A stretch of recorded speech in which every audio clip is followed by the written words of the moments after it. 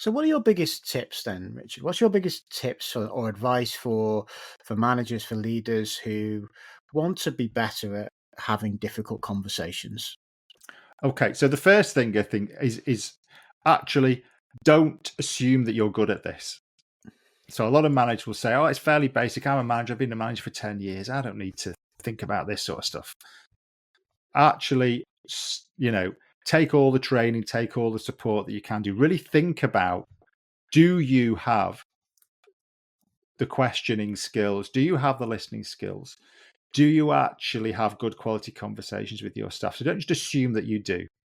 So I Mhm. think that's for me is the starting point. In terms of actually having those conversations, the key thing is to address issues at the earliest possible point.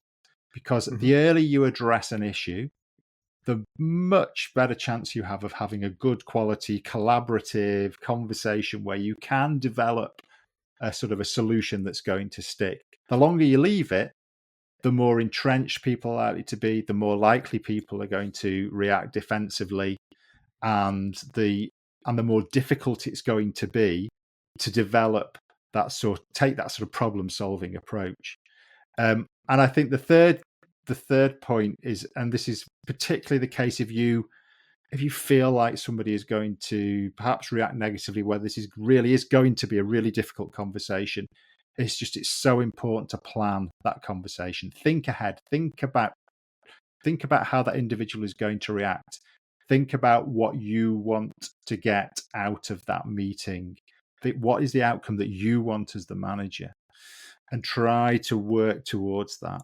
And the last point I would make, it comes back, and I mentioned this, alluded to this a bit earlier.